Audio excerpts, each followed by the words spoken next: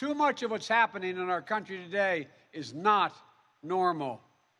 Welcome to Double Take TV, a second look at the headlines. On September 1st, Joe Biden gave a speech titled Battle for the Soul of a Nation. In it, Biden warns that Trump and his supporters pose an existential threat to America and the rule of law.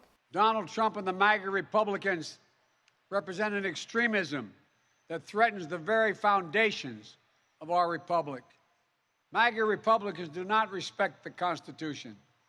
They do not believe in the rule of law. They do not recognize the will of the people.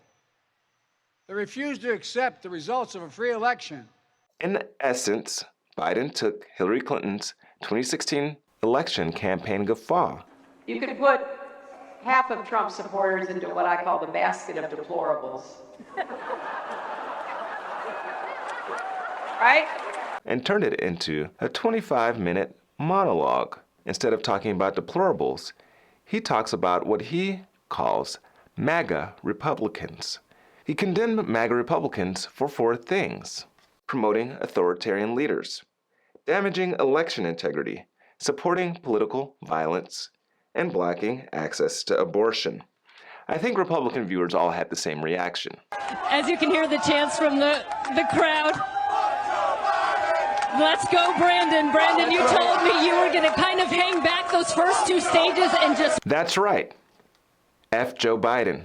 Except they used the entire F word, not just the first letter. Or if they were being polite, maybe they said, go Brandon.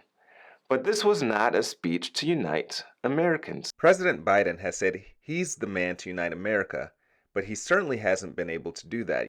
There are 3 big problems with the speech. First, Joe Biden says he's not referring to all Republicans. Now, I want to be very clear up front. Not every Republican, not even the majority of Republicans are MAGA Republicans. But by referring to this subgroup as MAGA, MAGA refers to most Republicans.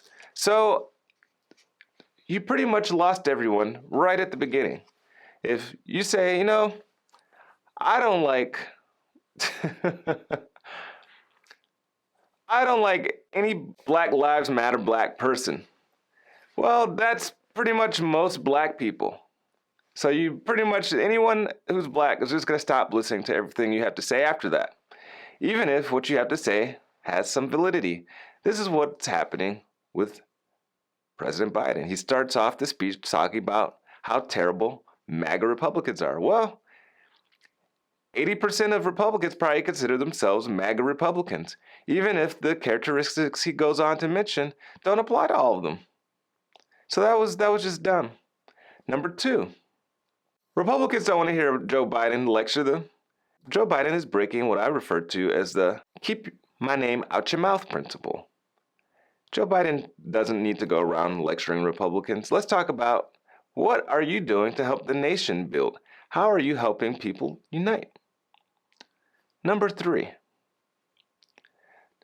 Joe Biden's 4th point is about politicians who are restricting access to abortion. But at the end of the day, these politicians, in many cases, are following their constituents. If we look at this map of the United States, we see that 16 states, the majority of the population is opposed to abortion. So what's going to happen? Those states are going to restrict access to abortion because that's what the people are demanding. If the politicians don't do that and they listen to Joe Biden, well, that sounds a little bit like authoritarianism to me. They don't need to listen to the people who elected them into office. They only need to listen to the president. That's not the type of country that we want. Well, let's put it this way. You might want that country, but if you do, then that means you want an authoritarian leader, specifically one with values that are pro-choice. Abortion is such a sticky issue. With all the fluids from the baby, I don't want an authoritarian leader. I prefer democracy. If Joe Biden wants to convince someone to support abortion, he needs to convince the American people. Because American people are the ones who vote these politicians into office. If there are pro-life politicians in office and Joe Biden changes the hearts and minds of Americans, guess what? Those politicians will be voted out in the next election cycle. Just ask Liz Cheney, very staunchly opposed to Donald Trump. But in Wyoming, the state she represented, her constituents were very pro-Trump. They didn't like what Liz Cheney had to say. They voted her out of office like that. Goodbye, Liz. Well, guess what? Joe Biden, just like Trump influenced Wyoming people, Biden could influence people in those 16 states or across the nation. So where do we go from here? Look, I have a few words of advice for President Joe Biden and the people who support him. Number one, if you want to convert a die-hard Trump supporter to your side, remember, these are the people who want to drain the swamp and eliminate the shadowy society of shape-shifting lizards that control the politicians in that swamp. These people worship one God who has three forms: God, Jesus Christ, and Donald Trump. You will have to get them to stop taking their sacrament of eating Trump steaks or wines.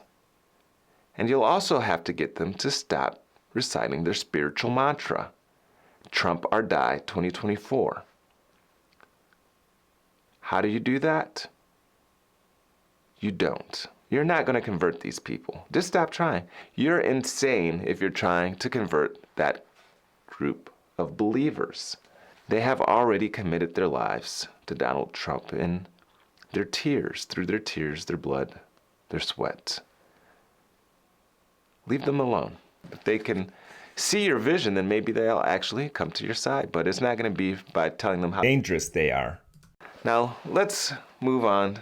Number two is actually something you can do. A place you can have influence.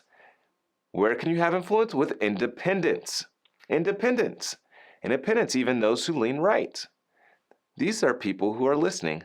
Their belief systems are based on more practical things. They know their views aren't going to completely align with one party or another.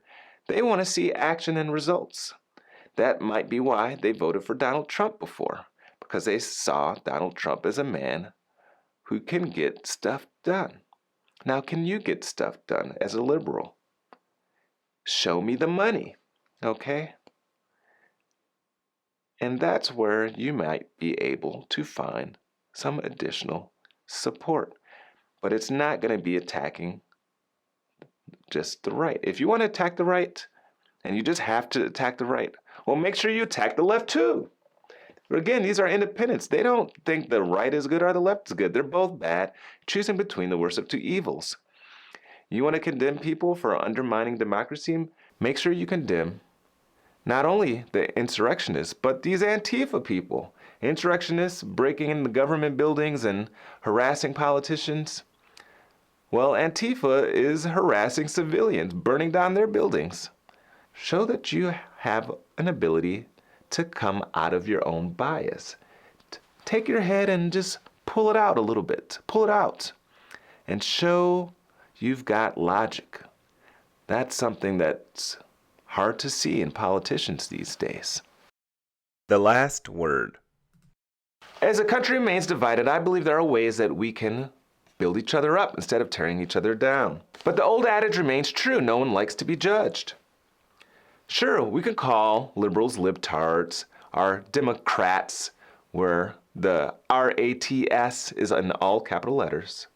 And we can call Republicans deplorables or idiots, but that is not constructive.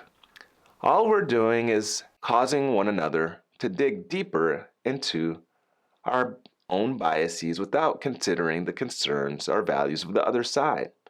No, we're not always going to agree, but at least we can understand one another. Understanding comes empathy. With empathy, we can put down our guns and stop spitting in each other's faces as we yell across the aisle. And when we do that, we can actually talk in inside voices on the issues which we do agree on and work together to build a better America. So with that, let's MAG. Let's make America great. And now, your moment of Zen. But that other basket of people are people who feel the government has let them down, the economy has let them down, nobody cares about them, nobody worries about what happens to their lives and their futures, and they're just desperate for change. It doesn't really even matter where it comes from. They don't buy everything he says, but he seems to hold out some hope that their lives will be different, that they won't wake up and see their jobs disappear, lose a kid to heroin, feel like they're at a dead end. Those are people we have to understand and empathize with as well.